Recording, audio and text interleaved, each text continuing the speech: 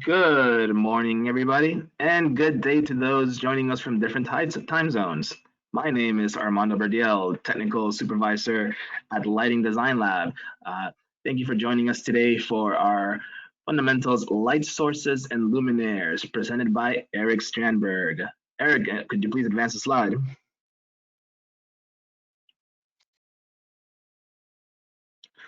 Just a few things before we begin. You've noticed that everybody is muted, and that is by design. However, you will see at the right-hand side, usually you'll have a small panel for chat. Please type in questions there at any time during the presentation. We will be making some short pauses to address any questions that come in. Some may be answered specifically to the individual, but please feel free to type in if there's anything we can further clarify for you. Uh, there will be a few online polls that we're going to call out during the presentation. We ask that you please participate to make the class a more overall engaging experience. At the end of the presentation, there's going to be a 1-minute survey, and we ask you to please answer all questions. A recording of this presentation, as well as the slide deck as a PDF handout, will be available on our Lighting Design Lab website. Next slide, please. Just for all to know, Lighting Design Lab is powered by Seattle City Light. We are very much a part of the utility, and we are very happy to be working with them as their educational and awareness hub for connected lighting systems. Next slide, please. That being said, it takes a village. We work with many utilities across the Pacific Northwest and beyond, as well as lighting controls and industry manufacturers, as well as their rep agencies. We also work with select strategic partners such as University of Washington's Integrated Design Lab, the Smart Building Center by MEAG, among others. And we look to work with and impact a full spectrum market on the lighting industry.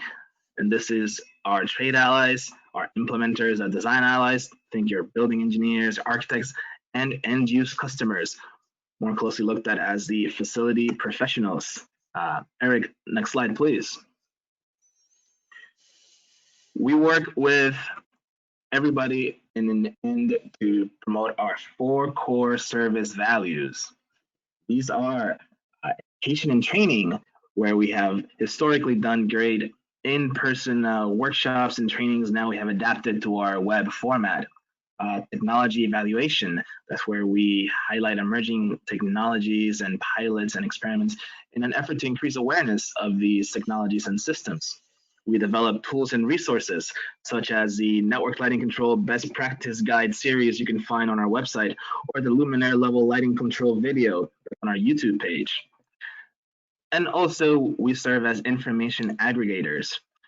We have our ear close to the ground on our industry events and occurrences, and are able to disseminate what we learn to our audiences. Eric, next slide, please. Without further ado, I leave you with Eric Strandberg. All right, thanks, Armando. And hello and welcome to all of our attendees, wherever you may be. So this is our light sources and luminaires fundamentals class. I am Eric Strandberg, as the slide suggests. I've been doing lighting for well over 30 years and have been at the lab since 1995. So I've seen a lot of things come and go. I remember when halogen was going to save the world, and we had compact fluorescent come along, and fortunately that's gone. And so we've moved on to other technologies, and we're going to talk about some of those legacy technologies, but primarily, what we do with light sources and how those can be folded into luminaires and then further into the built environment. So I think we had another slide coming up. Armando, was there a poll we were going to have? Might have lost our Yes, Eric. No, right here. And you know what? It wasn't in the slides, but we are about to launch a poll. Great. So everyone on the line, you'll see why are you taking this class? And I encourage you guys to please vote. A few options. Hey, need lighting, want to learn more. Been in lighting in a few years, but not everything is tried and proven yet. I've been in lighting for a while, but would want a refresher. I'm going quarantine crazy and I'm taking all the classes I can. And also I'm here for the fabulous prices, which sadly we don't have fabulous prices in this specific class. I'm gonna keep it open for like 5 more seconds. I see a few, 10 more seconds. I still see a few good amount of responses coming in.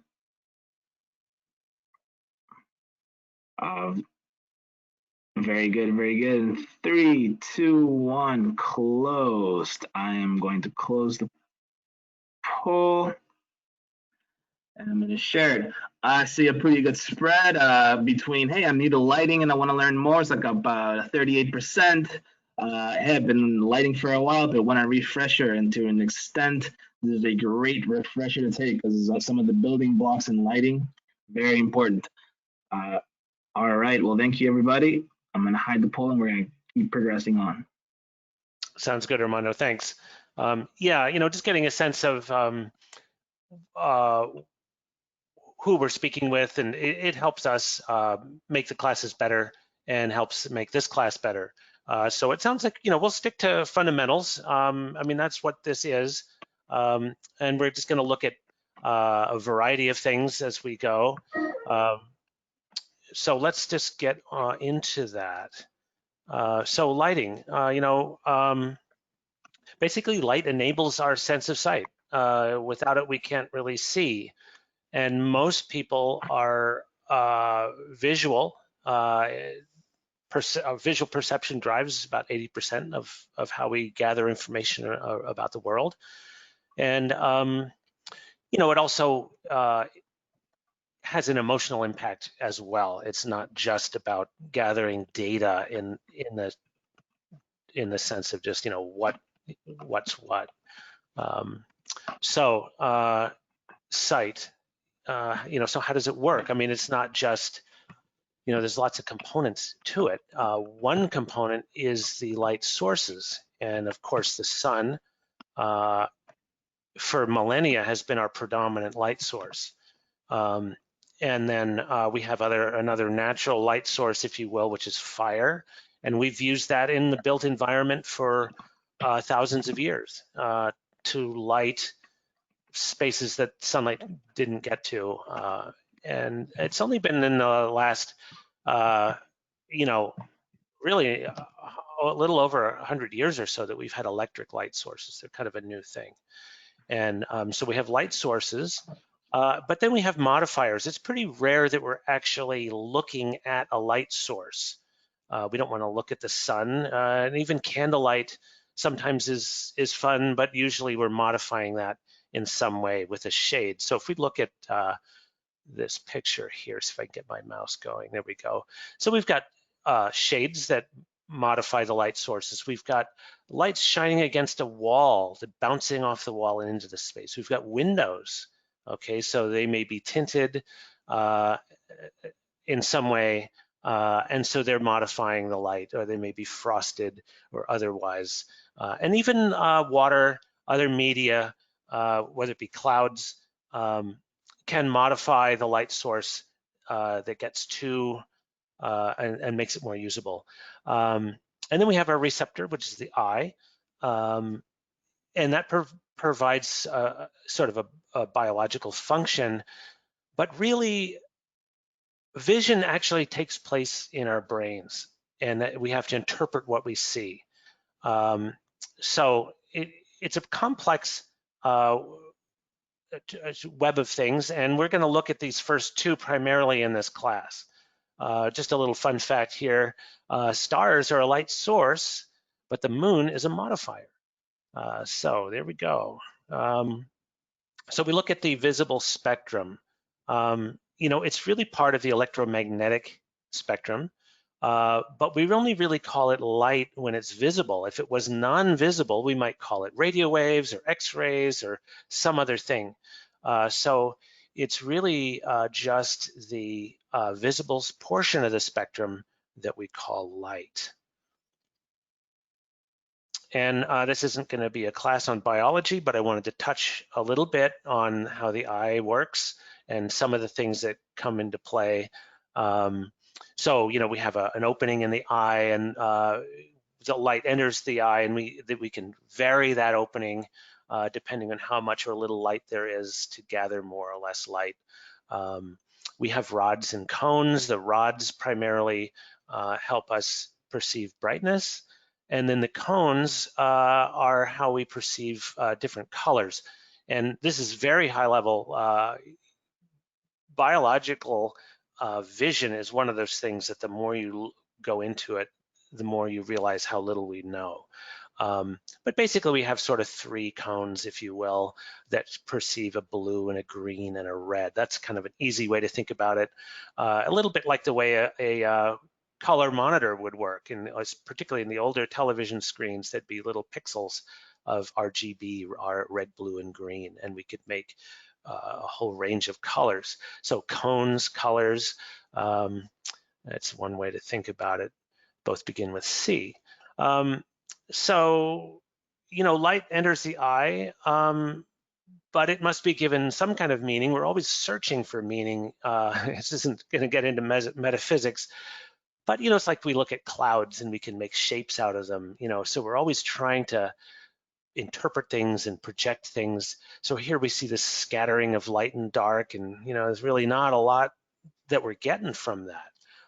But we can have a different scattering of light and dark, and most of us are going to see a dog standing here. You know, it's not a lot different than this other one, but it doesn't take a lot of clues for us to try to find and perceive something that we recognize, something that might give us information about survival primarily.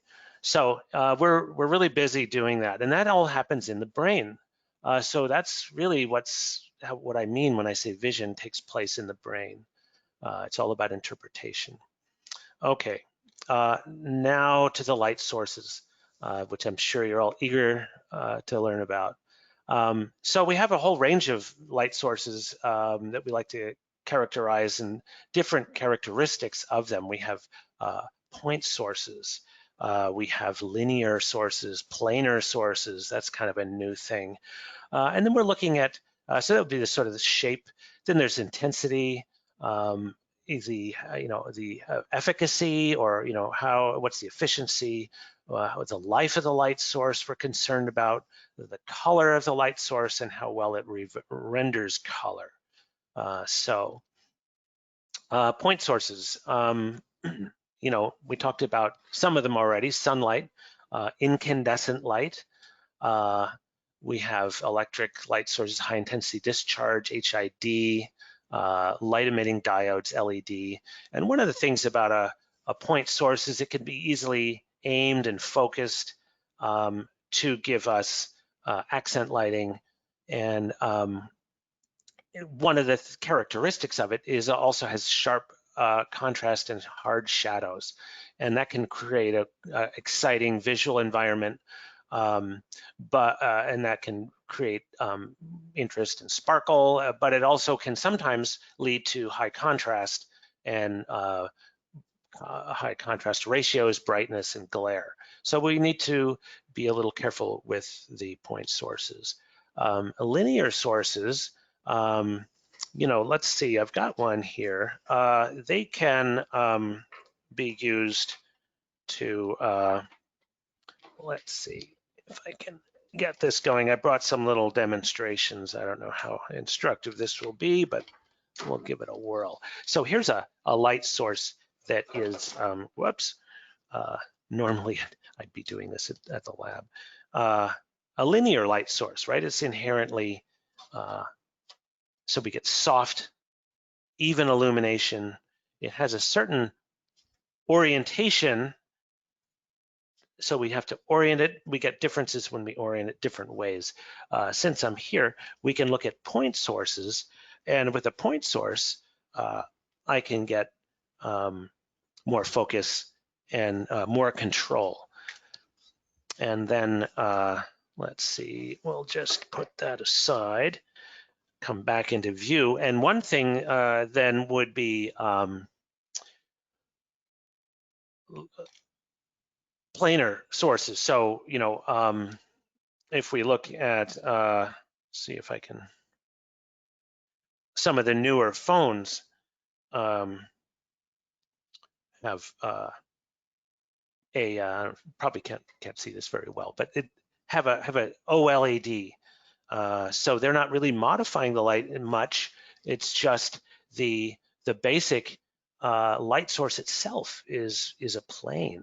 Additionally, we will try to bounce light from some of our luminaires off of reflective surfaces to create that uniform diffuse light. It can be very low contrast. It can also create, if it's not done right or in a different, depending on the context, it can create a sort of a dull environment, shadowless, diffuse. Sometimes they call it the cloudy day effect if it's done perfectly. So we usually like to include some accent lighting and some other things to make a more visually interesting environment. But that gets a little bit into our design class. Looks like we have another poll here.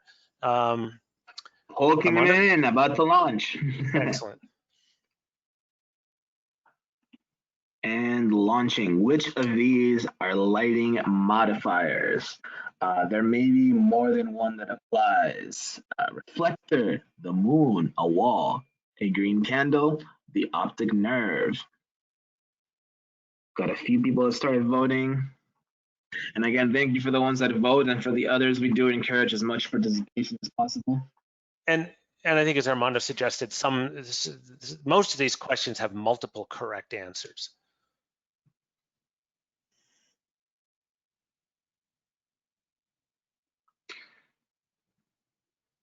All right, we have about half of the people that have voted. I'll keep it open for about 5-10 more seconds. And Armando, I'll go through the answers. That is perfect. Still have a couple of people coming in. So in a few seconds, I'm going to be closing it out and sharing. 5, 4, 3, 2, 1. I'm going to close the poll and share it. We have 83, and you can see this, correct, Eric? I can't, but that's okay. Okay. And I'll call out, so we have 83% reflector, 63% the moon, 67% voted for the wall, 7% a green candle, and a 27% for the optic nerve. Okay, well then, no, that's great. So yeah, I mean, basically the moon is just a giant reflector, right? So it, we get moonlight, we talk about moonlight, but it's really just sunlight bouncing off of the moon. So that answers question 1 and 2. So we might shine light off of a wall, and we're taking the light that we wouldn't normally look straight at the light source, and we bounce it off the wall and it becomes a modifier. A green candle, not really. I mean, the candle, and maybe people were thinking it was candle in a green glass, which in case it would be a modifier, but a green candle in itself is really just the candle. And the optic nerve, this gets into a little bit of, is it the part of the receptive system or is it part of the interpretive system? I'd say it's neither light, it's certainly not a modifier, at least not at the level that this class is going. So, all right, great. Let's move on. So intensity, one of the things that one of the first things we wonder about with light is how bright is it? The light is, what's the brightness? And so we talk about lumens, and lumens is just a quantity of light. We won't get too detailed with it, but we take a light source and the total amount of light that comes off of that light source, we can talk about in terms of lumens. It changes a little bit once we add a directional component to that story, though. So we could have, again, a light that has a certain amount of lumens, but we add a directional component, and we can't really talk about it in the same way we talk about candela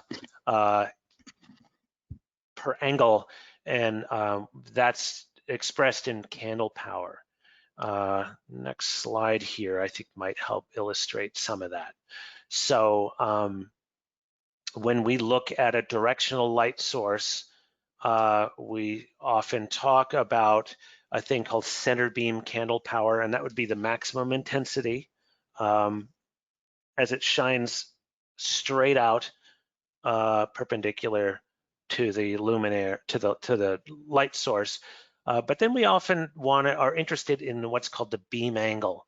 And that is the point at which the light goes from maximum intensity and drops to 50% of its light output. And that can range. We could have a beam angle of 15 degrees, 5 degrees, 40 degrees, whatever the number is. And we can see here, but then there's this other thing called the field angle. We don't usually talk about that as much, but it's good to know that it exists because that can be glare or it can be stray light. So if we look at this light source, we can see we have our beam angle, but then let me get one that's a little less intense here. Let's try my little flashlight. So this we can really see it easily. So we've got our main beam angle, but then there's all this other light that comes out to the sides, and that's usually unwanted, but it's good to know about. Another thing I wanted to point out is we often talk about things like floodlight, spotlight, or medium beam. You know, flood would be wide, spot would be narrow. And those can be handy for a casual conversation. If you're talking with colleagues, say, yeah, we need to spotlight these areas of interest. But to really communicate what you want, you need to talk about the degrees. And so that'll help you get consistency and clear communication. All right, so lumens, we talked about lumens. You'd think it'd be so simple, but you've probably also heard the term foot candle. That's a quantity of light too. Well, how can they both be quantities of light? Well, lumens are the amount of light that comes off of the light source. Then we usually put it inside of a luminaire of some kind. We'll talk about this a little bit later. You know, it's pretty rare that we have just a light as our light. Usually we're putting it inside some sort of light fixture or modifying it in some way. So we put it in the luminaire, and then we get a certain amount of light that comes out, and that will strike a surface. And so that is what we measure. That's called a luminance, and we might take a light meter, we'll put it on that surface, and we can measure how many foot candles are striking that surface. But it's not as simple as that, because we don't actually see foot candles. What we see is light that bounces off. We look at surfaces. We don't look at the light striking the surface. It's a little hard to get your mind around. We look at the light that's reflected off of surfaces, any kind of surface, whether it be a leaf, somebody's face, a wall, a piece of artwork, or a desk. And we talk about that as luminance, and that's measured in candelas per meter squared. So the other thing that's a little funny is that amount of luminance will vary depending on the environment. So now we changed the nature of the task. So we've got the same amount of lumens coming out of the light source. We've got the same amount of light striking the surface. But if we go back and toggle here, you can see that that visual task changes rather dramatically, the amount of light we perceive. So again, this is a little bit high level. If you really want to get into the definitions and you have a scientific mind, I recommend you look in the IES definitions. I think this is free. I know it's free if you're a member. and they may have posted it for free, even if you're not. So you go to their website and find out. It's this document, RP16-17. Looks like they came up with an update recently. So, all right, moving on. So that was quantity of light, kind of a complex relationship there between the light from the source and the perceived brightness, but there it is. Then we talk about efficacy. How much light do I get for a certain amount of power? And you'd think that would be a simple, easy calculation. It's a little like miles per gallon, right? But think about it. All different kinds of vehicles get different miles per gallon. A motorcycle gets a really different miles per gallon than an SUV, right? So, but they do different things. So here we've got high pressure sodium would be an efficacy of 70 to 145 or so lumens per watt. These aren't exact numbers, but this is the range. Metal halide, we have a range. Incandescent, 8 to 13, that's right. Very low lumens per watt. So I need a lot of wattage to get a lot of lumens, or I need, for a given amount of wattage, I get a lot more light from some other light sources. And of course, our new friend, the LED, this is all really variable, but this number is increasing as time goes on. And this little chart kind of illustrates that. We look at incandescent light, really not a lot of change over 100 years or so. It's some increases in terms of efficacy, but not much. LEDs entered the picture and they just skyrocketed in terms of lumens per watt. We look at fluorescent, here's the yellow one. There's been increases, but they're starting to taper out. Not a lot of, I'll tell you, there's really not a lot of scientific development or industrial development going on with anything but LED. So that's how much light we get for the power. The other thing we're interested in is rated life. How long do these things last? So here we've got all these different light sources. Here's an incandescent, a fluorescent, different metal halides. We see this whole range. Here's this incandescent, hardly lasts. This is like they last about 1,000 hours, maybe 2,500 if you're lucky. And then we look at LEDs, and they really last a long time. Even the retail products, 25,000 hours or so. And we're concerned with that because it costs money to buy these LEDs or any light source as they burn out. And then of course the real money is in sending somebody up on a ladder or in a bucket truck to change and service these lights. So the longer they last, that's money saving. So how do we? Hey, Eric, we have a quick question here. If you have a moment.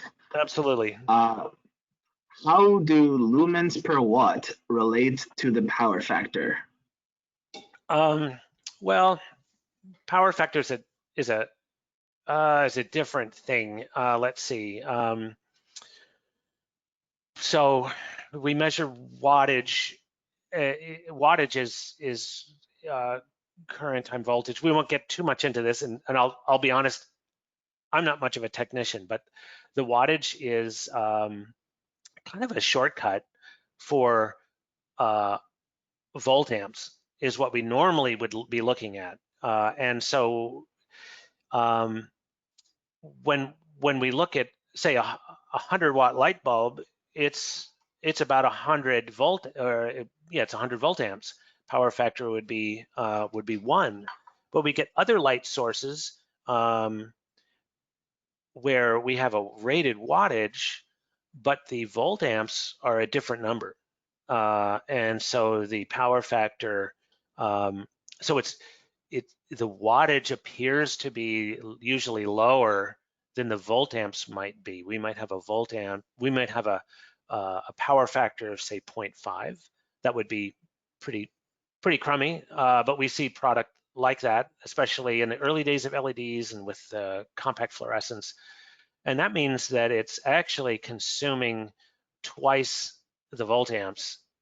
And so, yeah, but I will tell you with most of the better commercial LED product and even a lot of the retail product, the power factors are pretty good. For something to be Energy Star rated, I think it has to have a power factor of, I know it used to be like 0.8. They might have slipped on that a little bit, but anyway, that's sort of a quickie on that. And I'm more than happy to go into that in some detail later, just in the interest of time. Rated life. So how do they figure out how long these light sources are going to last? Traditionally, what we would do is take a large sample. We might take 100, or we might take, let's say, 50 of the product we're testing, maybe 50 incandescent light bulbs. We would cycle them on and off, 15 minutes on, 3 hours, or 3 hours on, 15 minutes off, and do that continuously until half of them burn out. So when the survival rate is 50%, that becomes the rated life. So that we can say is their lamp life is 100%. Some are going to last longer. Some will last 120%, 140%. Some won't last as long, 60% rated life. Some of them are going to burn out, but not very many. Again, and we can do that with most of the sources, like with incandescent lighting, as they say, they only last about 1,000 hours, so it's pretty easy to cycle those on and off.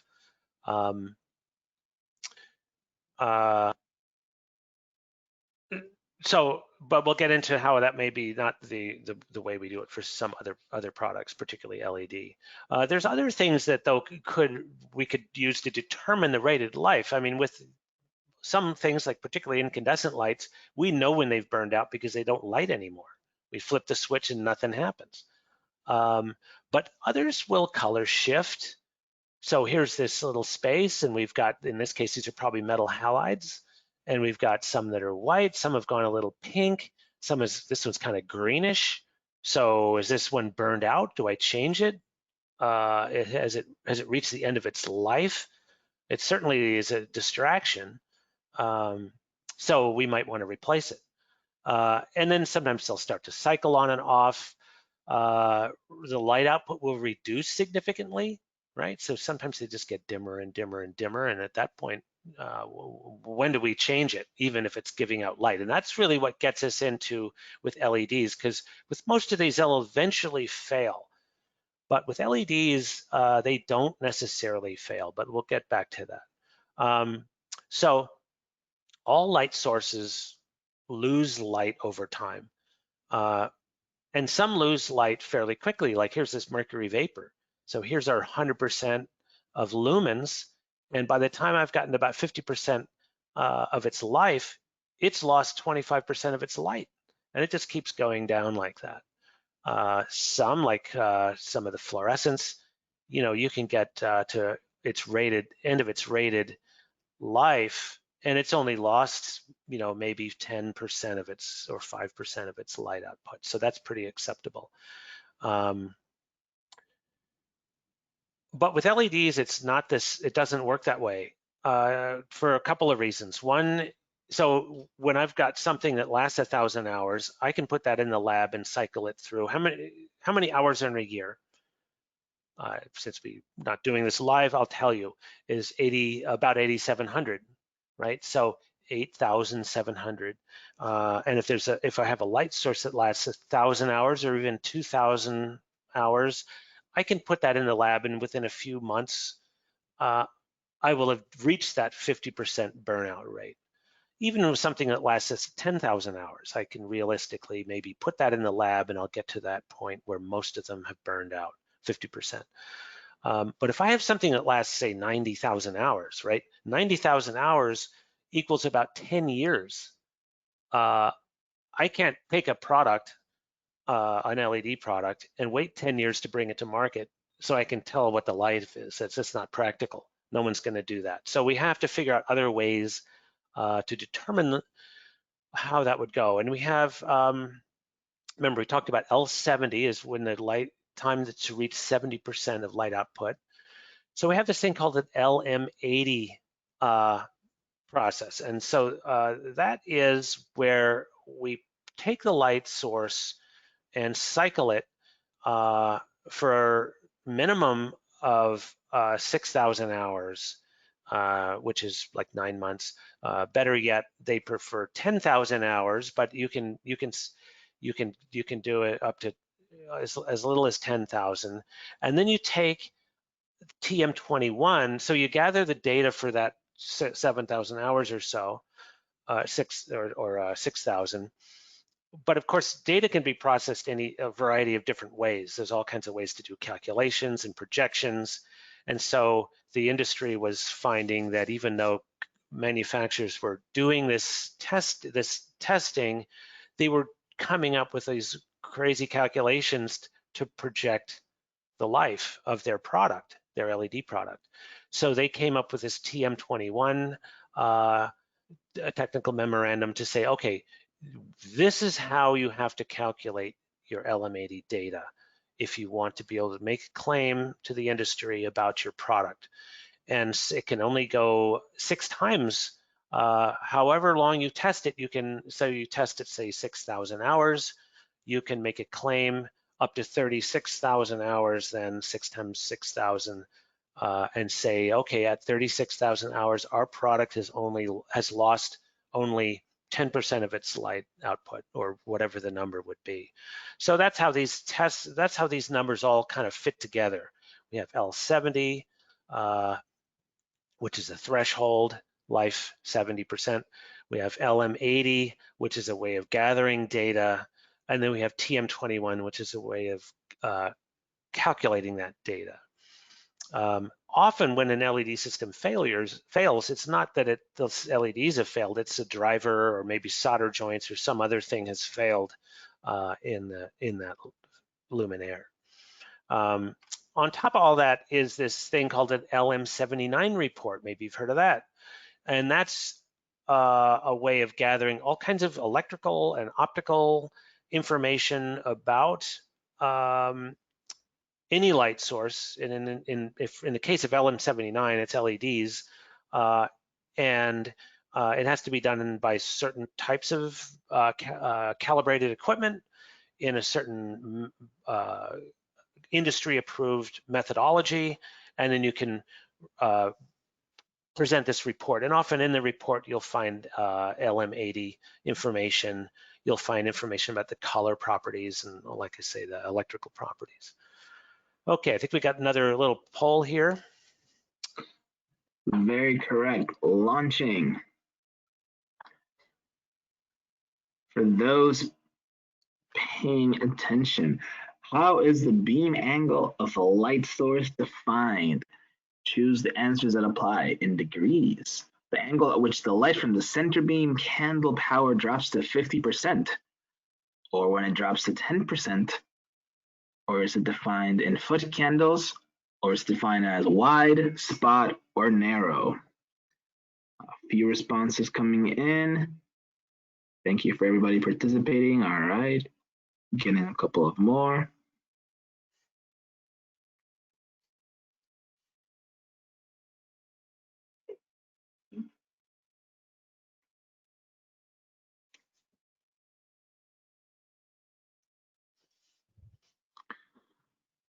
I'm gonna give about 5 to 10 more seconds.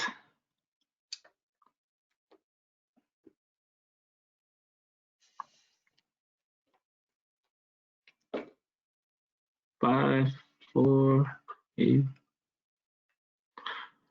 All right, thank you everyone who voted. I'm gonna share this out. We have 57% in degrees, as well as 57% the angle which the light from the center beam candle power drops to 50%.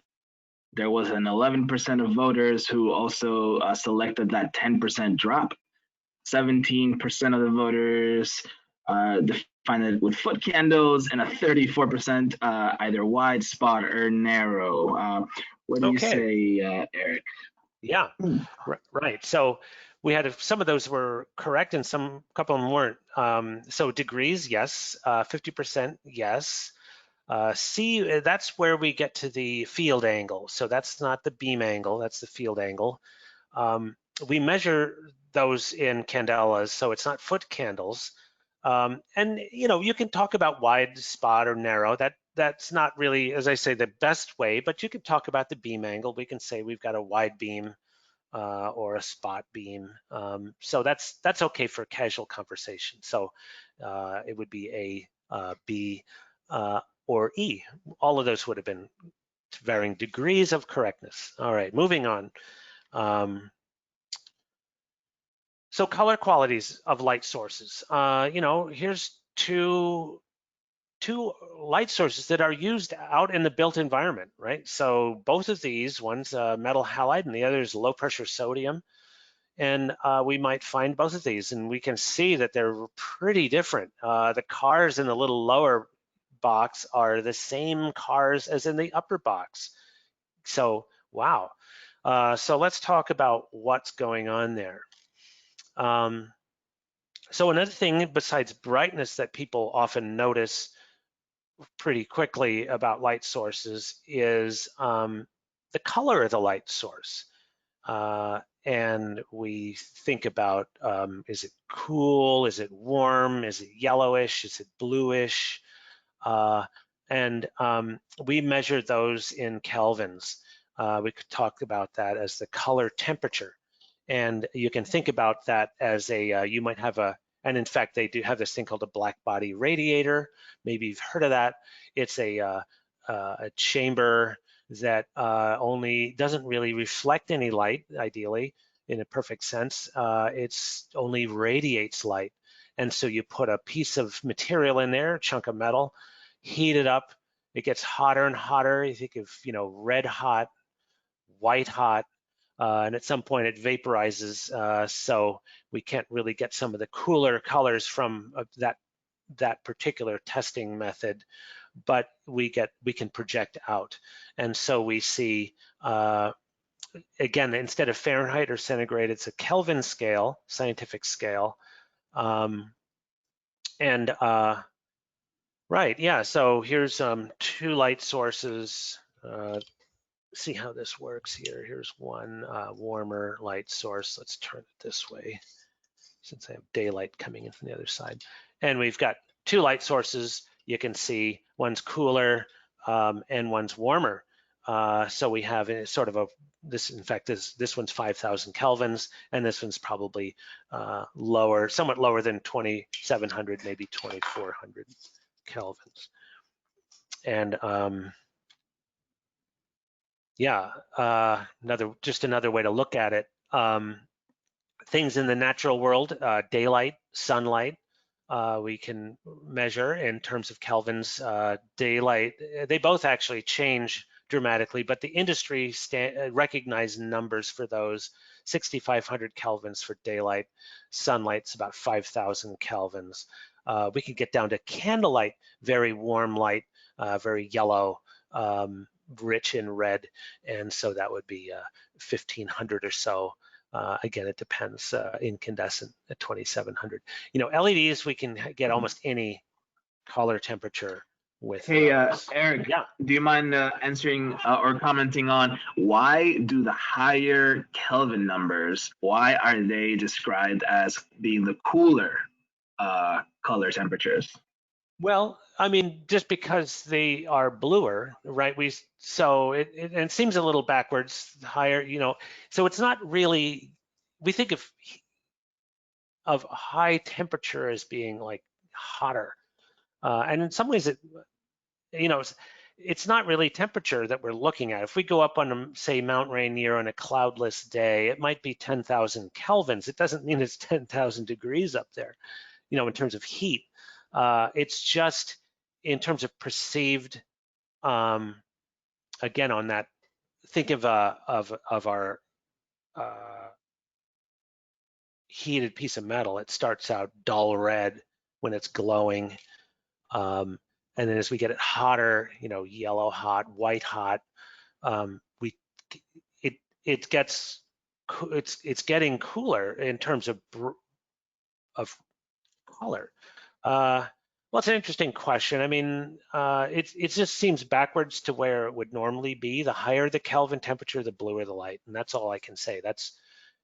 Hopefully that's at least gets us an answer that we can live with. Maybe you don't like it, but that's that's how it is. All right. That said, you know, the various, and this gets into maybe a little bit of cultural conditioning, but we often apply these color temperatures in certain ways. So we have a warmer light source. We often put them in residential, hospitality types of situations. As we get to the more neutral sources, the whiter, we might put them in more busier types of spaces, retail, you know, offices, classrooms, that kind of thing, where you just want, you're not trying to make any kind of statement with the light at all. You just want to have it appear neutral.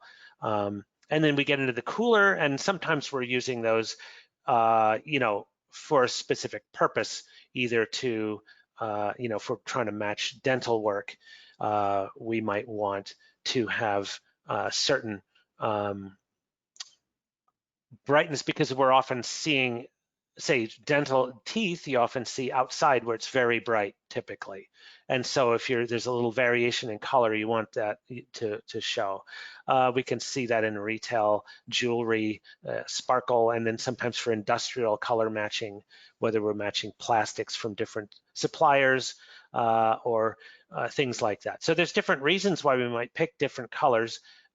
It doesn't mean it's wrong to put a color like this in a retail space if that's the statement you want to make for whatever reason. So anyway, yeah, so that's color rendering, color temperature. Now we get into color rendering. We call this the color rendering index, CRI. Hopefully your monitors, you can see these two little boxes here. The upper one, the colors look a little more richer, a little brighter in terms of liveliness. And then down here, things look a little duller. And so we have a high color rendering and a low color or medium color rendering, really. And that's just an arbitrary scale that goes from 0 to 100. And generally speaking, the higher, the better. Especially once you get past a certain threshold. It's hard to justify any of these used in spaces that people would occupy. But for instance, you could argue that perhaps a parking garage might be totally fine to put something in this range. People aren't spending a lot of time there. They just need to travel safely to their vehicles and find them, be able to identify the color. But if you maybe in spaces like offices, retail, industrial applications, you want these higher ones, people are spending most of their day there. Color discrimination is important. Yeah, you'd want the higher ones in those kinds of spaces. Here's another slide. We can see that here's a warm color space that has poor color rendering, CRI of 22. And here's a cooler space that has a color rendering of, say, 15. So you can have warm or cool and still have poor color rendering. So color rendering and color temperature are not connected. And we can also see that in this space, even say that some of the warmer colors are a little dull, and certainly the cooler colors don't show up very well. Just like in here, the warmer colors are dull, and some of the cooler colors kind of go flat as well. Whereas in this space, all the colors are nice and lively. And some of that is due to a thing that we call the spectrum, this SPD, the spectral power distribution. So for us to perceive color, there's a couple things that need to happen. One, if we're looking at a red apple, no amount of green light that I shine on that red apple is going to make it look red. It's just, so I have to have the color of the object needs to have the light, needs to have that light shining on it.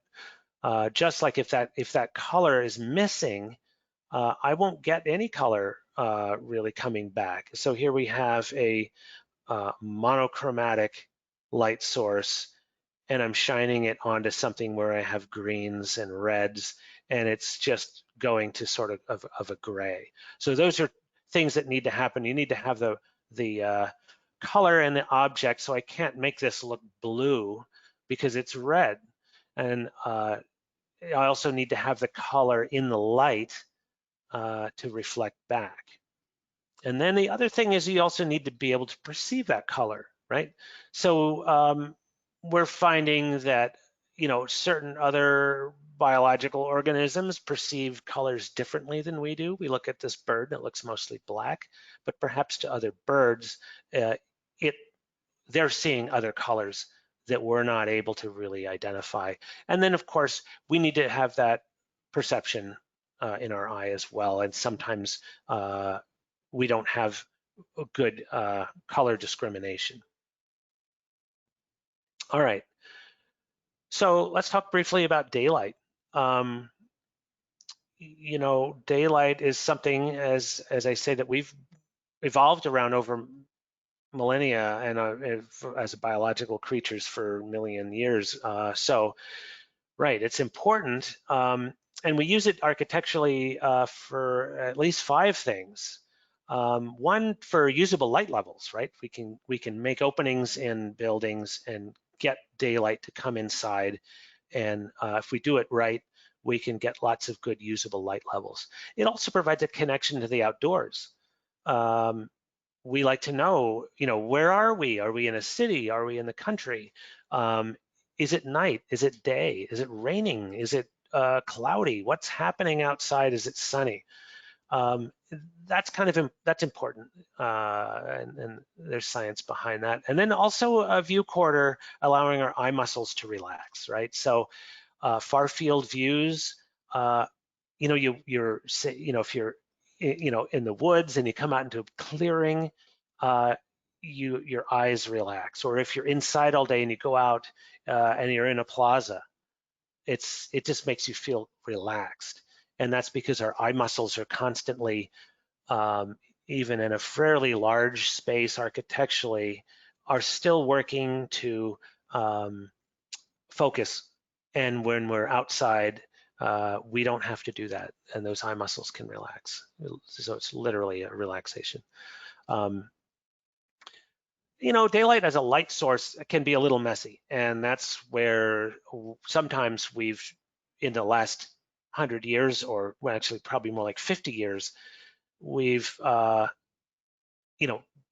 not wanted to use it because we had these nice bright electric sources, and like, hey, why bother with daylight when I can just plug it in and I've got all the light I need all day long, all night long even. Because it changes seasonally, it changes daily, so different seasons, different angles, different quantities. And I'll tell you that we have a whole class on daylighting. You could actually spend your career doing daylighting. So we're just touching on it. And it changes based on what's happening with the weather, what's the time of day, the season. We can get, even just in one day, we can get wide swings of change. But it is a high quality light source. It has all the things that we would want in a light source in terms of spectral power distribution. And we're finding lately that there are reasons why we want to include it. So I mentioned 5 things, so those are 3 things. Here's 2 other things. It creates a dynamic and variable workspace. We've found that the industry has found that when people are inside spaces with a light level, light never changes, they're in there all day long, it's not great. And we're not sure quite how dramatic the problems are, but like I say, it's been only a few decades, really, less than 100 years, that we've been creating these kinds of interior spaces. We used to have, if you look at old schools, old hospitals, old industrial facilities, they had giant windows, and all those primary tasks were daylight driven, and we've sort of separated from that. once we got the bright electric light sources. And then we're also finding that, as I mentioned with daylight having a nice broad spectrum, we're finding that daylight, that we need certain kinds of stimulation from light at certain times of day. And we're not gonna, I won't get into that in this class. We can teach, I think we have another class on the impact of light and our circadian rhythms and a whole range of other things. So we need it for our health, basically. You know, even in one moment, daylight can have a whole range of variation. You know, this is an east-facing window during a mixed overcast day, and we're getting some, you know, direct skylight. We're getting some from the clouds. We're getting light from the clear sky. We're getting some reflections, a whole range of things. So it's quite a resource. All right, so here's another little test, a little poll. All right, everybody. Right now, we are going to be polling about color temperature. Does it tell us how cool or warm a light source is? Does it tell us whether a light is bluish or yellowish? Does it list CRI? It's listed in degrees Kelvin, or is it dependent on color, and or is it dependent on color rendering? Please select those that apply. All right, vote coming in. We seem to have a solid consensus of some correct answers. Getting near half of the people voting.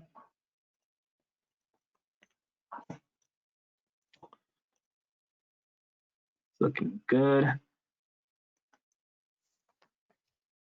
Giving about 10 more seconds for this poll.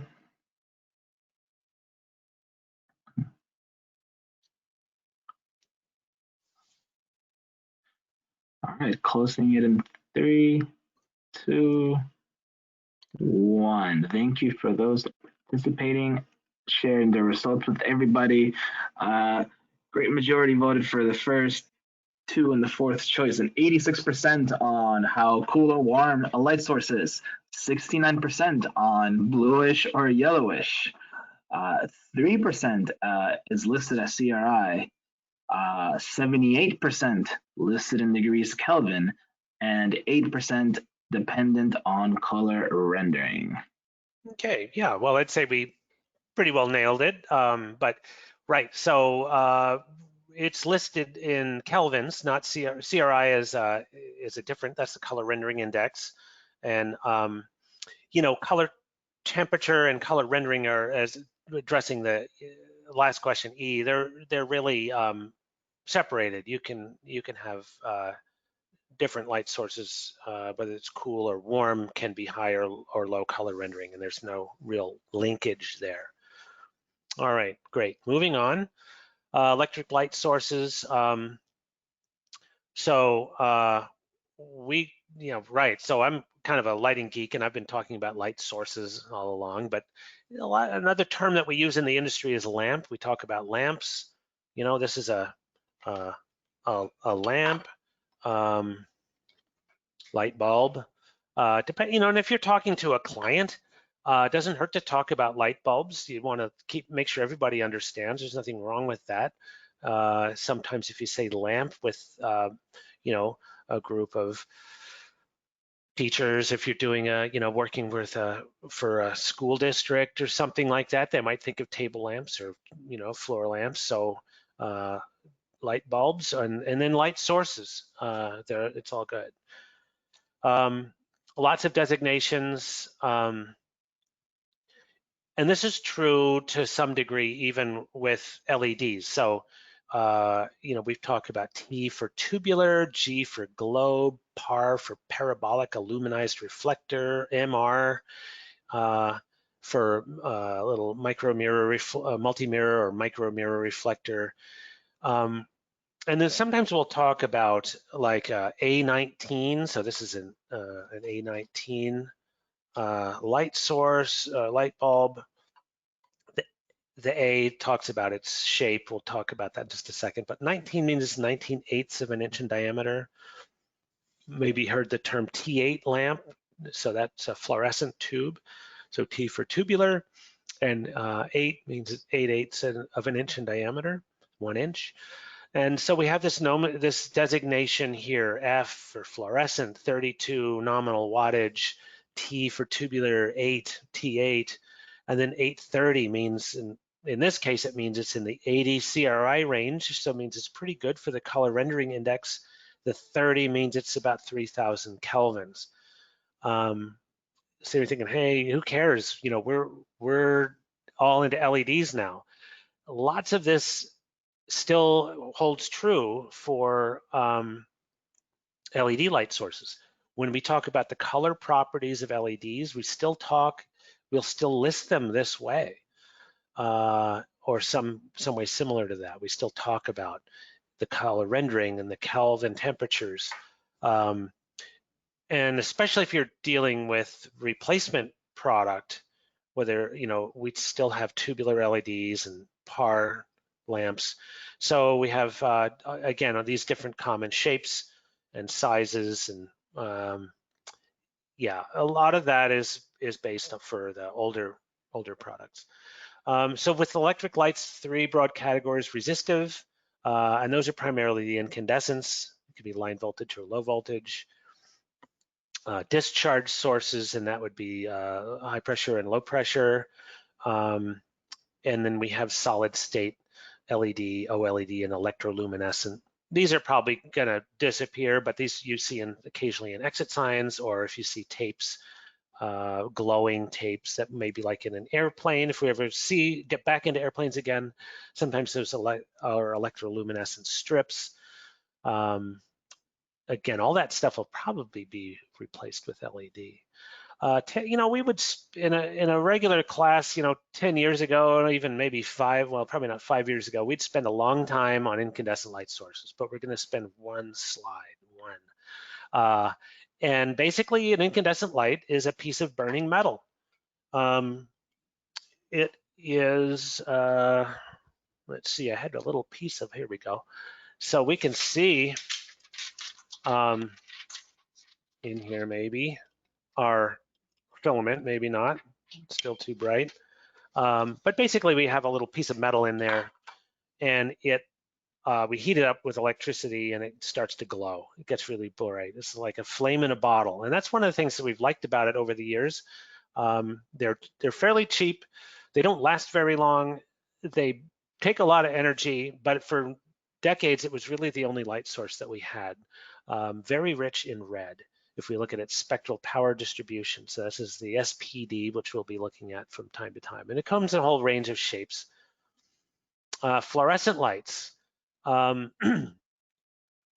They are different. They would have what I think called a cathode, which is like a little filament, and it would create a plasma stream across this tube, inside the tube. Ultraviolet, okay, so you really can't see that light, and this is something that'll be relevant to LEDs, so pay a little bit of attention here. So we have a light source that's non-visible, but we fill that chamber, or we coat the inside of that glass envelope, the glass tube, with a phosphor. And that phosphor reacts to the ultraviolet light and turns it from non-visible light to visible light. And depending on the chemical makeup of the phosphor, we get different color temperatures, and even color rendering, depending on the makeup. And we have a funny spectral power distribution. We look at the incandescent, and that looked nice and continuous. In fact, that's what we call it. It's a continuous distribution. Here we have discontinuous, but you'll see that it occurs at the blue and the green and the red. And if you think back, the eye has rods and cones that are susceptible to blue, green, and red. So it happens, it's no accident that we can get a lot of light here because we're not putting in light that maybe we do or don't need. That's a subject of some debate in the industry. But it allows us to get high efficiency.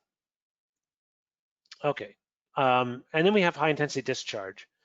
And those would be the metal halide, high pressure sodium, low pressure sodium, and mercury vapor. You're probably not going to see very many of these last two out in the field anywhere, but I still see them occasionally. High pressure sodium is what we used to use for street lighting, and metal halide you see in some industrial applications, warehouses, occasionally parking lots, that kind of thing. And it used to, and would be lighting arenas, stadiums with metal halide. So it puts out a very white, bright white light, very high efficiency. They use an arc in this little chamber, and then depending on whether it's got sodium or halides, it gives different properties in terms of the color. And you can see, again, it's another sort of discontinuous light source for the most part, whole range of shapes.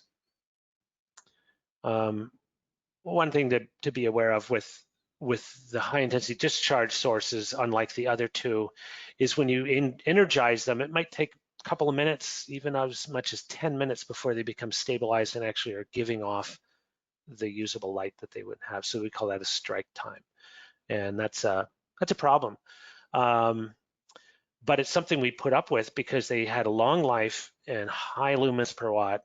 So we said, well, we're just going to deal with it because, boy, we can sure light the stadium to high brightness levels, or we can light this warehouse nice and bright for not a lot of energy. Here we have two scenes. Here's a high pressure sodium and a metal halide, and you can see, you would not want to light your retail store with this light source, but you might be okay lighting a street with it. But I think most of us, at least I know for myself, when the LED's done right, it's much, much better than the high pressure sodium. Okay, all of those light sources, except for the incandescent, have a thing called a ballast. And ballasts basically provide a starting voltage, operating current, and they regulate the power characteristics. And that's probably all we really need to say about them. There's some considerations, but most of us today are not specifying fixtures that have ballasts. If you're involved in building maintenance, you might be buying ballasts for existing lighting systems, but even there's probably a lot of pressure to just remove the fixture or retrofit the fixture to LED. So yeah, and here we have LEDs, right? The de facto light source du jour. And they've really taken the industry by storm. The last 10 years have been literally seismic in terms of the disruption to the lighting industry because of solid state lighting. They have a lot of great properties. They can be excellent color rendering, instant on, they're solid state. One thing I like about LEDs is they're rugged, right? They're solid state. So, I can take my LED and it's, I used to have to pack all my stuff when I'd go on the road. Have a special case with foam and everything, and I'd keep my fingers crossed that when I get to where I was going, the bulbs hadn't all broken. But now with LED, I can kind of just throw it in my luggage and it'll be fine. So, I mean, that's good. Good for me, right? Okay, so again, all these characteristics that we just mentioned, smaller size, it means smaller fixtures. And that can be good. We don't always want tiny fixtures, especially in big architectural spaces, but it allows us to have that if that's appropriate. Lots of flexible control, easy to dim if it's done right, better optics, and potential confusion because if it's a new thing. So we'll talk a little bit about LEDs in color. So let's see, we've got a wide range of color possibilities. You know, in the early days of LED, we were mostly seeing saturated color, but for the most part today, what we're talking about is, particularly in this class, is white light, non-saturated, but just different shades of white. So two ways that we can get white light with an LED system. One is with 3-color mixing, so-called RGB, and that allows for, you know, hundreds of thousands, millions of different possible colors, and within that we get a whole range of white light that we can get. That said, most LED systems today that are using color mixing are using at least 4-color. They'll either use RGB-A, they'll throw some amber in there, or RGB-W. They'll actually put some white LEDs in there to help get a better white, because it's expensive and kind of harder to do to get good quality white with just RGB. But the way it's done the majority of the time is we have blue LEDs, and then we dope them with a phosphor that gives us a white light. Yeah, that's how it's typically done. Here we have, you can see spectral power distribution. This is be sort of typical, where we have a blue LED and we have our phosphor contribution, and that's how we get the white light. Let's see, I have a little demonstration to show you. It's quite exciting. So if anybody who's seen one of my classes probably has seen this. I try to work it in. But if we take a regular LED, right? So this is a white light LED, and we can shine it on the wall here, sort of. I'm not trying to blind everybody, but we get white light from it.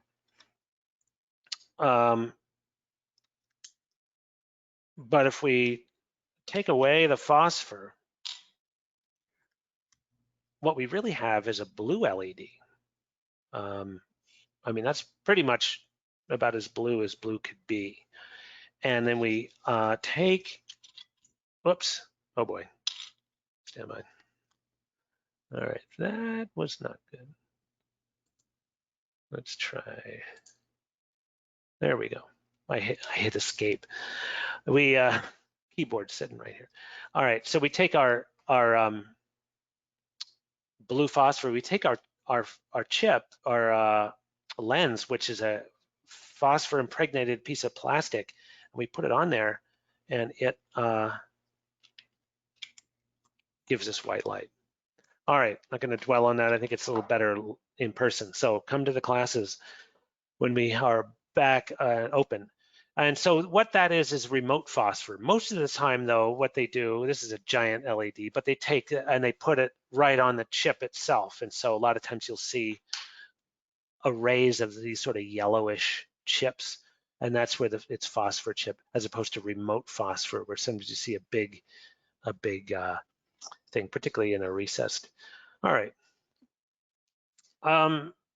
LED color descriptions, not going to spend too much time on this, so you can take a look, but basically a lot of times they'll try to pick these consumer-friendly names for the colors, but there's a whole range of them, you know, natural, soft, bright, and natural again, and bright again, but they don't, bright means different things to different ones. And here's one that's, we talk cool, here's cool white here, but cool white, I'm gonna over here is a different color, 6,500 kelvins and 5,000.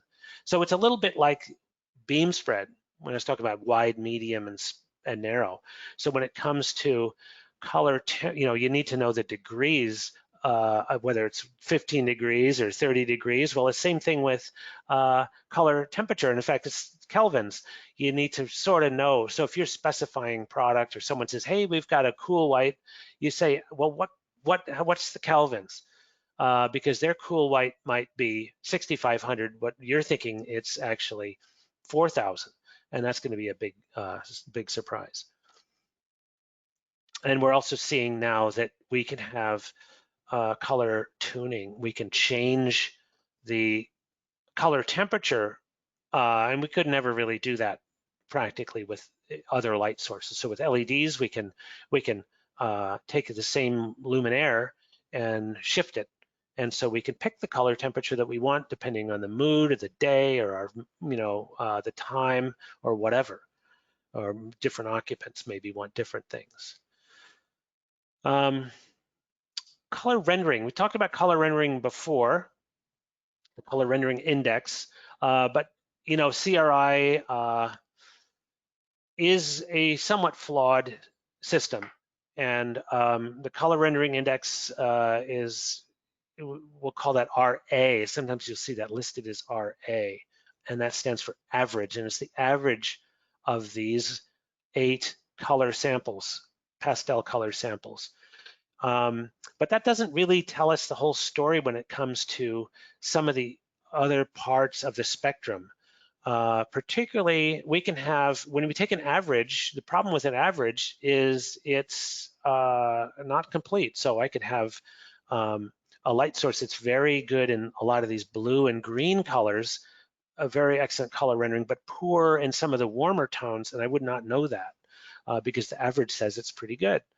And it could be weak in red. And of course, red is a color, saturated red is a color that's as a species, we're very interested in because we have red blood flowing through our veins. And so it's the basis of all color, of all complexions. And so if you could have a high color rendering light source, but it makes people look kind of jaundiced, or makes them look greenish or just pale, and so regardless of your complexion. And so we want to make sure that we have a light source that has good red color rendering. And so sometimes we're seeing this thing called R9. So you'll see CRI, and it also lists the R9. And we can see here that we've got, say, a halogen light source, which is good high color rendering, and the R9 is nice high number. But you could have, for instance, a metal halide light source that has a high color rendering, a high CRI, but the R9 is poor, and compact fluorescence even worse. A nice high color rendering, but terrible rendering of red.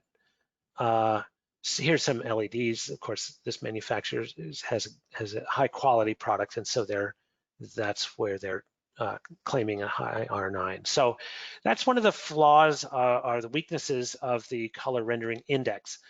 So if you're looking at spec sheets, or someone has a really, an expensive product that has a high CRI, say, can you tell me what the R9 is? And that should be in its LM79 report.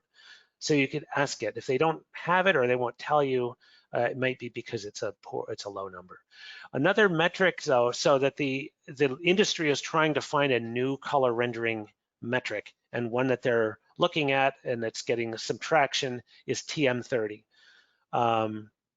Instead of 8 pastel color samples, they use 99 different samples with saturated and pastel. And the hope is that that'll tell a whole range, that'll give a much better representation. So let's see, I'm going the wrong direction here. LEDs come in a whole range of shapes and sizes, which allows them to find their way in all kinds of spaces and applications. But we need to be careful. Sometimes they can, if you're especially doing retrofits, you can get some unexpected consequences. Here's a case where they took metal halides and retrofitted them with screw-in LEDs, and they got this interesting patterning, which, in a space like this is probably not a deal breaker. If it was an industrial space, so this is a concourse, people are just walking through, it's probably fine, although it looks weird, kind of looks cool. But other cases, it would be a problem. So we talked about drivers a little bit, or we talked about ballasts a little bit earlier. Well, LEDs use drivers.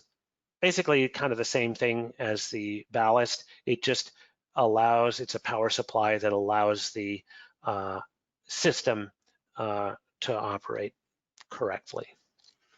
But that does get us into dimming a little bit. So dimming, LEDs are very dimmable, but it needs to be done properly. Incandescent lights for decades have been very easy to dim because they're such a simple system. It's just a little resistor, and it's so easy to dim that. It's just, again, that little piece of metal. But with solid state lighting, with LEDs in particular, you've got to have the proper language to talk to the driver that then needs to talk to the light emitting diode, which is another solid state piece of equipment. So it's more complicated. Here's a case where we have compatibility charts. So we've got all these different dimmers on the market by different manufacturers, and then there's all these different devices to be dimmed, and they're all little electronic things. And so this company, Lutron, came up with a compatibility table. It goes for 40 pages, right? So there's a lot of product. This is just page one. So yeah, and there's different dimming protocols. We've got 0 to 10 volt is sort of one that's been landed on by almost all manufacturers, make drivers, and are often just shipping their LED fixtures with 0 to 10 volt dimming capability. It's progress, I guess. Dimmability is good, but there's better ways to dim. Dolly is a digital addressable lighting interface. Has a lot more capabilities, and we have others. DMX again came out of theater, and that's has a lot of capabilities as well. So if you're planning to putting in a LED system, especially if you're getting fixtures from a whole range of different manufacturers, which is typical, and you're gonna, like in a warehouse, you might have basically one fixture that you're using 100 times. But if you're doing an airport, you've probably got dozens of different fixtures by different manufacturers, and they're all gonna have different drivers. And if you're gonna try to dim them all with one big dimming system, boy, you need to do your research, is the upshot. Flicker is another thing that's come up with LEDs. That's a whole topic in and of itself, but suffice it to say that you want to test anything you're dimming to make sure that it doesn't flicker, and there's whole different types of flicker. It's not just flicker that you can see while you're watching it. Sometimes it's flicker while it's dimming. Sometimes it can be okay, little flicker. Sometimes it can be a little bit annoying, but it goes away after you stop the actual dimming. Sometimes it's hugely annoying, and other times it can be a big disaster. So do the testing, do the checking. OLEDs, organic LEDs, like to sort of quip that this is the light source of the future and always will be. They've been around, coming along for a couple of decades now. Really interesting, they're a planar light source. You can bend them to some extent. It's shadowless light, glare-free. It's a slightly different system. They're working on improving the efficacy of these systems. Life isn't quite what LEDs have. The lumens per watt, not quite as high. These numbers actually have probably increased a little bit in the last few years, but still, it's coming along. So this gets us into, and we'll try to speed through this next section, light source or luminaire. So we start seeing linear product. Is this an LED? Is this an actual luminaire? This little disc or little cube thing or square that I would put in might be like a little recessed can. Is it a fixture or is it a source? So it's a little hard to tell these days. Typically in the industry, we talk about a luminaire as a complete lighting unit designed to safely hold the light source in space, whether it be in the room or up in this plenum of a ceiling, and direct the light in the intended way while providing glare control and shielding components that are not intended to be seen, sockets and stuff like that. Also known as a light fixture or sometimes a light fitting, especially in Europe, they talk about fittings. Additionally, the luminaire needs to be consistent with the overall design scheme of the architecture, ideally. So that would be, again, part of the design process. But when we get to the components of a luminaire, usually they have some basic components and they would be a light source, although sometimes the light source is removable. With LEDs, it's generally built in and is not intended to be removed easily. Ballasts and drivers, reflectors, refractors, shielding, and a housing to kind of hold it all together. Effective luminaires are the most efficient light source available and appropriate for the use. So light distribution, this touches on lighting design, but effective lighting means putting light where it's intended, where it's needed, and not putting it where you don't need it. Seems simple enough, but it's often not. Yeah. Part of that process is light distribution, right? So we have lights that are designed to, or luminaires are designed to shape the light, either with reflectors or with lenses, or with just simple shielding. Sometimes we just want to cut off the light from a certain direction, but usually shielding is sort of wasted light, so it's a little more elegant to shape it if possible.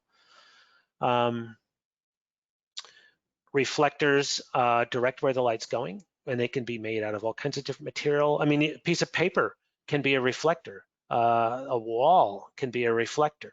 But often when we think of a luminaire and the reflector, we're thinking of some sort of durable material. With LEDs, the thing that's interesting now is the wattages are low and the heat demands are low. We're seeing plastic used a lot in luminaires, whereas in the past you would have had to have metal, and special heat treated wire, and now it's plastic, and it makes them light. You can see paper, so it's kind of cool. Specular reflection. Specular sort of means mirror-like, and so when you have a specular reflector, the angle of incidence equals the angle of reflection. We all often will have a diffuse reflector, and again, that could be something that's designed to break up the light and send it somewhat uniformly in all directions. A perfect diffuse reflector would be completely uniform. And then we have spread, sometimes called semi-specular, where the light hits it. It's designed to continue in the given direction, but maybe soften up a little bit. And then there's just variations on that. Other reflectors, are more traditional. We have the parabolic reflector, where we have our light source, little yellow thing there, and then the light gets sent out in a parallel beam from the luminaire. Spherical, typically it's designed to hit a secondary modifier, usually a lens, and then be shaped in that way. And then ellipsoidal actually has two focal points. One is where the light source is, but then the second one is usually outside the reflective chamber, if you will, and that allows you to do great things with patterning, so you can make very refined and detailed shapes and patterns with the light. Sometimes we see this with logos.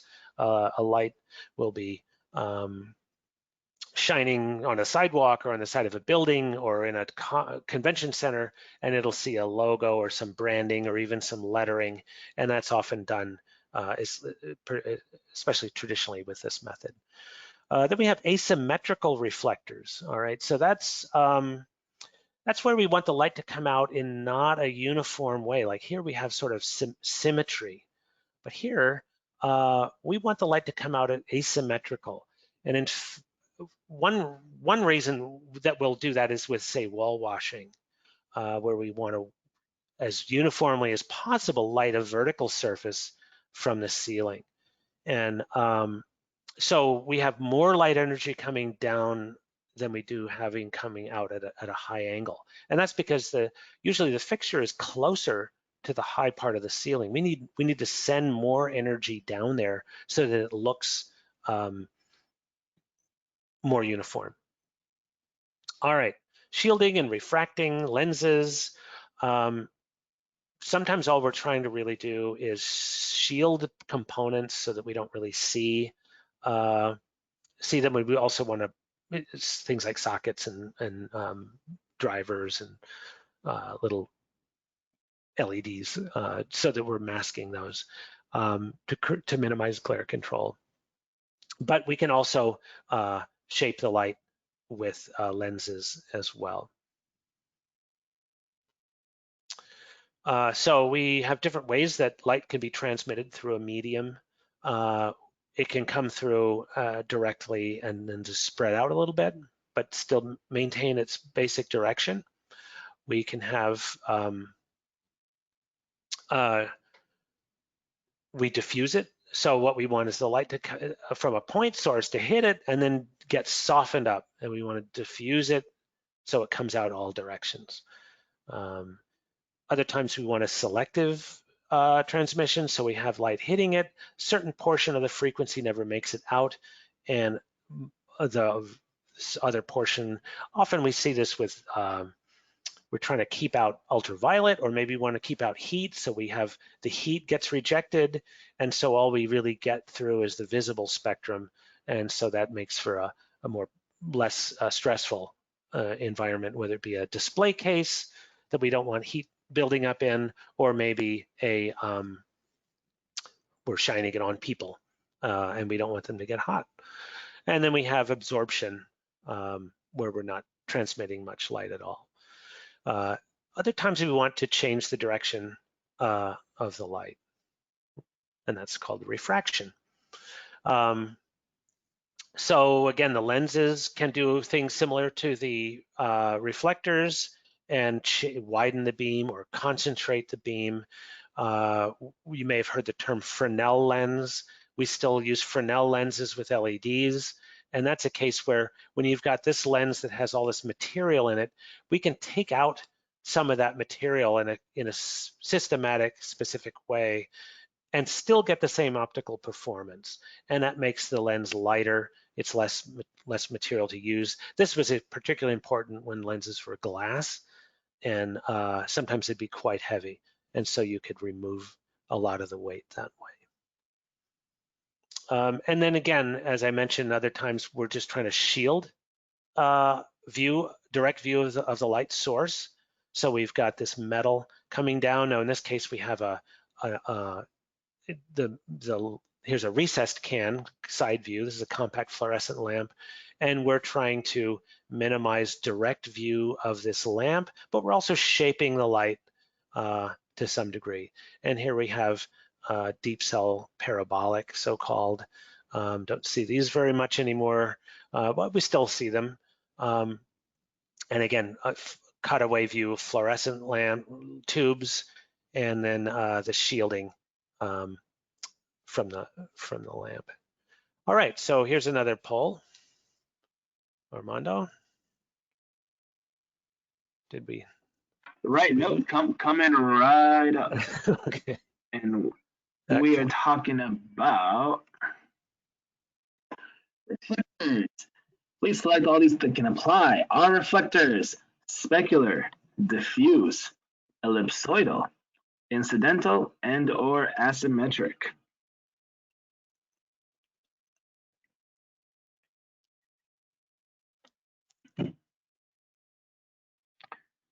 We got about 1/3 of the people voting. That's great. Keeping it coming up.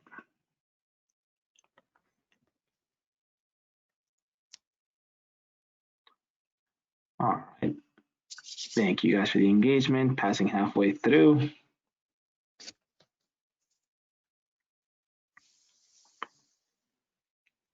I'm gonna give it about 10 more seconds.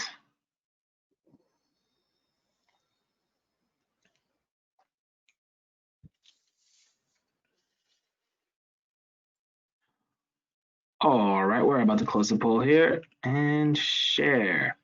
We got a pretty even spread, 70% specular, 57% diffuse, 65% ellipsoidal, 22% incidental, 74% asymmetric. What is the word, Okay. Eric? Yeah, the word is good. Right. So all of those are reflectors, except incidental. I kind of threw that in there as a.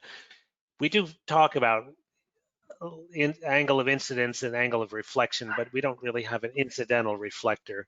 But the others are all types of reflection or types of reflectors. So yeah, kind of a little trick on that one on D. Just having a little fun there. All right, moving on. Um, then we classify luminaires into different types, or at least one way we can classify luminaires is by their optical type and how they distribute light in space. And so that would be direct luminaires.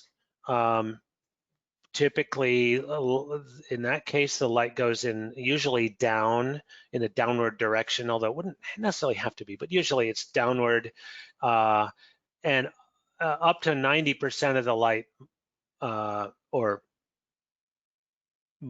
over 90% of the light has to be directed down out of the fixture to be considered a direct luminaire. And that could be a recessed can, but we can see direct pendants in spaces. It could be a linear pendant. It could be a troffer in this case, or some sort of decorative element. Indirect luminaires, conversely, send most of their light up. Over 90% of the light must be directed upwards. Just a cautionary note there, with a direct or indirect luminaire, you do need to have a nice reflective surface for the light to bounce back off of if your goal is to get usable light back. So just want to keep that in mind. And one of the other thing that often is a goal, although it wouldn't have to be, it depends on your design criteria and what your client wants, what you want, is usually you're trying to get more uniformity. So the light, where one light luminaire starts to drop off, the other one picks up, so that you get nice uniform light on the ceiling. You're not getting striping. With this case, we'd have dark spots in between the fixtures. Again, usually this upper one is the goal. Here's a case where we have a corridor that's lit directly, sort of. It's sort of both, actually, because we've got these little wall slots, and they're sending light directly down onto the floor, but we're also getting a lot of bounce off of the wall to help mitigate that. And then here's another case where we have light bouncing off the ceiling, indirect, shining onto the ceiling, then bouncing into the space and lighting it. What I thought was interesting is actually this is one corridor. I'm literally standing, I turned one direction, took a picture, turned around, didn't move from where I was standing, and took a picture the other way. It's almost like they had two design teams that were battling it out. And they said, fine, we'll light it your way for the first 30 feet, and we're gonna light it my way for the other 30 feet. It's really strange. Anyway, here's mostly though, what we end up with is some variation on direct indirect. A certain portion of the light goes up and a certain portion of the light goes down. At least that's true if we're using a linear pendant or wall sconces or something like that. If it's recessed, obviously it's all direct. But anytime you have something linear, usually there's a direct and an indirect component. And I will say the IS characterizes this in two different ways. They have direct indirect, and then they have indirect direct, depending on how much goes which direction, but it's kind of a little silly. And then omnidirectional. It's pretty rare that we have a true omnidirectional light source in a space. Usually, even with something like this, you're going to have less light going straight up. So here's our fixture, and here's our light coming out. And you can see it's pretty uniform, except there's a little bit less light at the top. And even this one probably has slightly less light coming out the top, just a fine point. But and then adjustable is another classification, and that's where they can be moved around. Can be a great benefit, but gets you in real trouble if you're shining them in places where they shouldn't go. Accent lighting, so we're lighting artwork here, and in this case, these would be adjustable spotlights. Where you locate that, how far out from the wall, is a function of ceiling height. So you can imagine this line continuing up and up and up. So if you have a really high space, the light's going to be further out. Gets into a little bit of our design class, but that's how that would go. Then we have wall washing, where you have you're trying to uniformly light the whole wall as much as possible. It's usually there's a little bit of darkness at the top, but generally you're trying to get uniform lighting. And then there would be wall grazing, where you're not really trying to light it uniformly necessarily, but the point is to create a nice architectural, bring out some of the details, but also create a nice architectural element that's defined by the light. All right, let's look at some catalog cut sheets, what we can find there. So when we look at the literature, it takes a variety of different forms, but sometimes we're just seeing simple things where we're seeing the different finishes that we can get. We get a little bit of a description, we get a picture of it, and maybe some information on the lamping and some of the power elements or mounting. But we're usually trying to find things about it, the appearance, the dimensions. Sometimes there's very detailed specs. We'll look at that. Information on electrical stuff, photometric, optical things, spacing, some design assistance, spacing ratios, cutoff angle, shielding, and then some more technical electrical stuff. And that can be pretty dense. So you can have a spec sheet. This would be typical of what you might see on a front and a back page.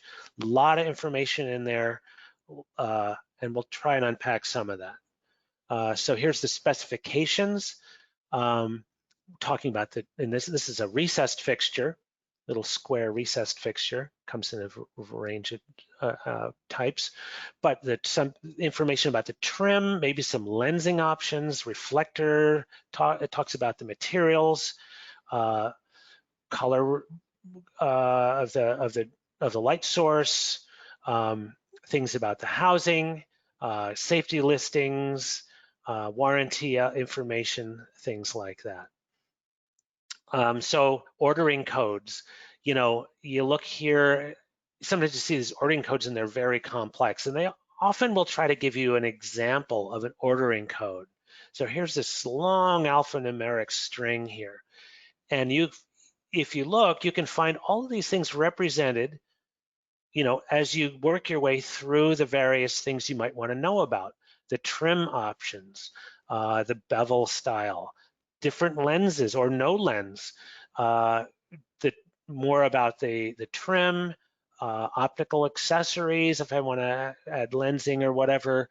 Here's things about wattage, so I can get the same fixture in a whole range of wattages, different color renderings, CRI, different color temperatures, different beam angles, etc. So it just goes on and on. Photometric data, finding out about how it's going to distribute the light. If I read these candle power distribution, it tells you how much light's coming out at different angles, whether it's directly below the fixture at 0 degrees, 180 degrees, out to the side, etc. And then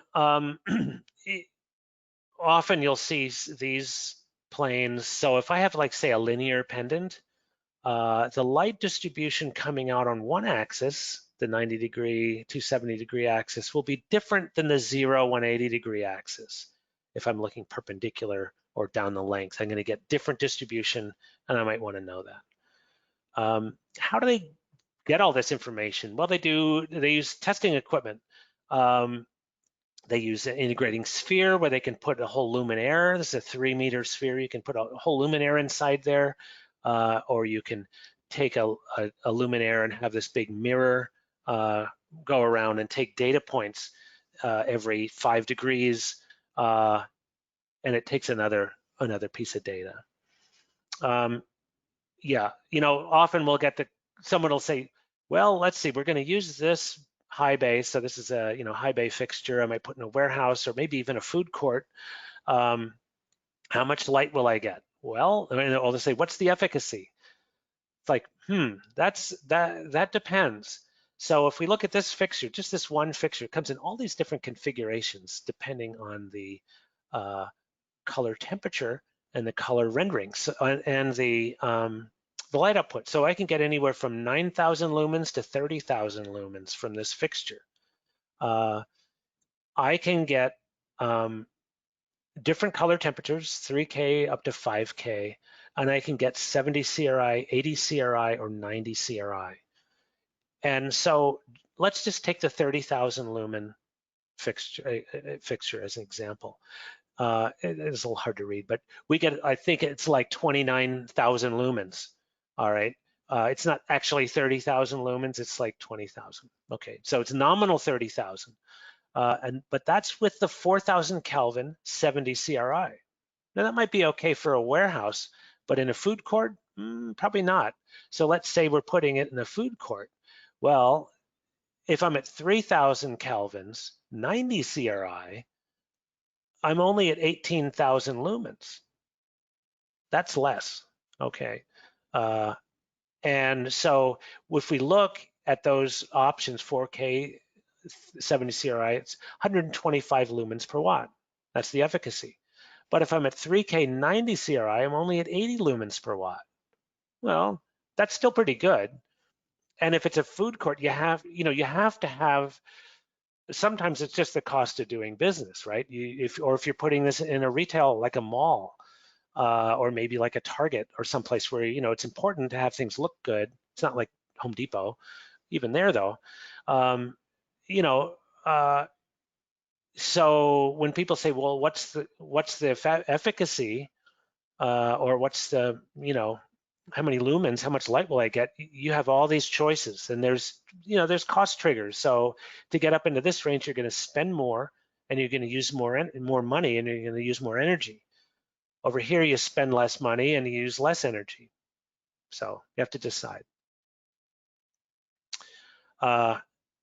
Again, we see a similar kind of thing here with delivered lumens, source lumens. So the source lumens means my little chip gives me X amount of light, but once I stick it inside a fixture, I get less light. 1100 lumens, 850. So how does that play out? We'll just kind of run through this real quick, sort of in the interest of time, but here's a compact fluorescent fixture. This might be the case of an equivalent. Say you're doing a big tenant improvement, you're getting rid of all the fluorescent fixtures and putting in all new LED fixtures. So I've got 3 1800 lumen lamps, so it's 7200 lumens. So I'm thinking, wow, I need 7200 lumens per fixture. Well, hang on a second. And here's an LED fixture that's 2500, and here's a different LED fixture that's barely 2000. But if I look at the photometric file for this fluorescent fixture that I had, it's 7200 lumens, but it's really only 2600 lumens actually make it out of the fixture, because that fixture is only 37% efficient. That means over 60% of the light never makes it out of that fixture. So that's luminaire efficiency. Now, if I go, so now I'm looking, so I don't really have 7200 lumens. That was that was source lumens, if you will. So now I'm comparing this fixture and that fixture. So thinking, well, shoot, this is the one I want to pick. If these are my two choices, that's closer, isn't it? Well, let's take a look at their spec sheet. If I look at this manufacturer's spec sheet, they say source lumens. That means that's from just the chip. And we know that in the case of the other fixture, we lost 60% of the light. And this is sort of a similar fixture, so it's probably similar effect, right? I mean, I'm going to get kind of the same outcome probably. So we don't really know. They haven't done, the upshot is they haven't actually done the photometrics for this product. They're just listing the source lumens. You're on your own after that. But here's one, this other one says delivered lumens, 1800, say almost 1900 lumens. So I know how much light's coming out of that fixture. And so you need to look at that when you're looking at whether they talk about delivered lumens or not. So we have what's called absolute photometry, which is typically what we use for LEDs today, unless they list otherwise, or you need to do your homework.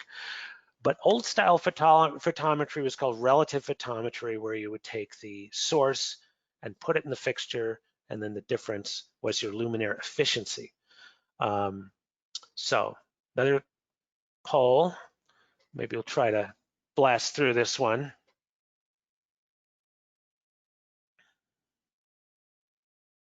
I keep being on mute. I keep being speaking on mute, but yeah, coming right up. All right. Luminaire efficiency is, and please select all and apply, not always relevant with LED fixtures. Efficiency is dependent on color temperature. It varies depending on component, is measured in Footcandles, or it's the percent of light out of the fixture relative to the light from, that may not have been complete on that last one. The percent of light out of the fixture relative to the light from the source. Perfect, thank you. About over 1/3.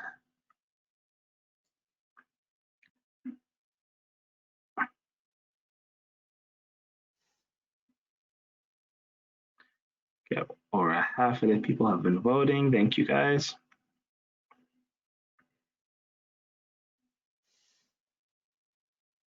All right. So one last time, that last answer should say relative to the light from the source. Closing it in about 5 seconds.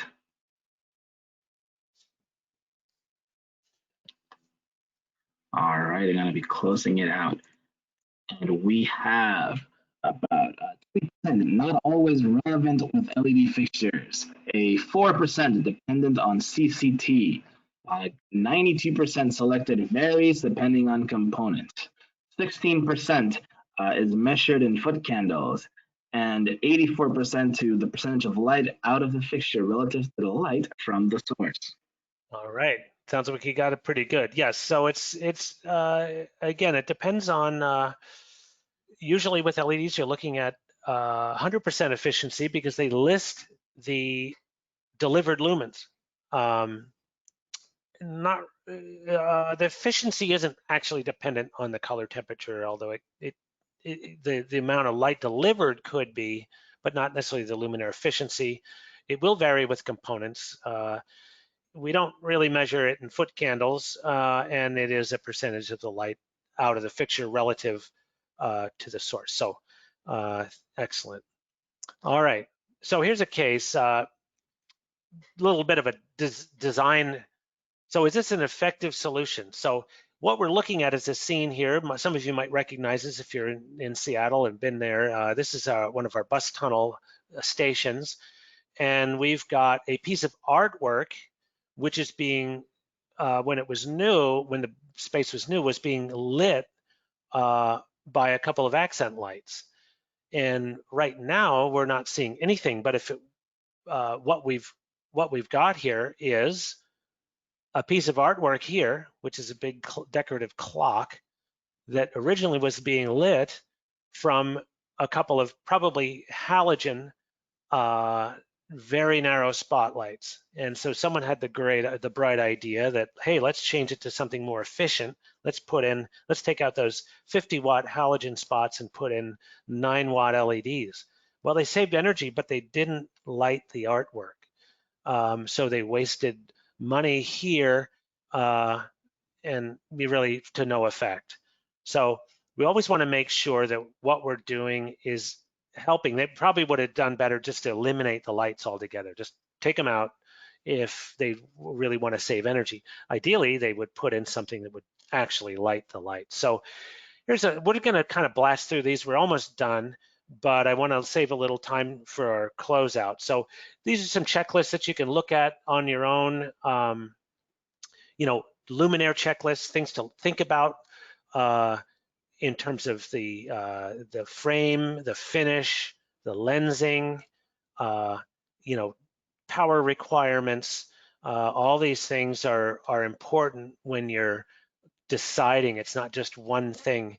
And again, warranty. Here's one that's we're always, especially in this LED age, are you expecting a 5 or 10-year warranty to be honored from a 2-year-old company? So here's a company that went out of business and they had 10-year warranties on their products and they're not around anymore. So you just need to be a little cautious of that. Environmental factors, is it right for the location? And is it integrating well into the architecture? So I think what we'll do is just I'll read through this last poll.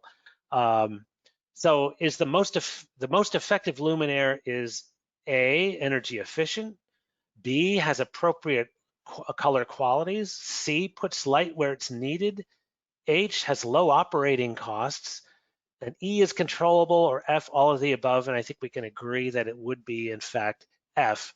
Ideally, we'd have all of these characteristics when we're choosing a light fixture. So I want to thank you guys for hanging in there. It looks like we still have most people.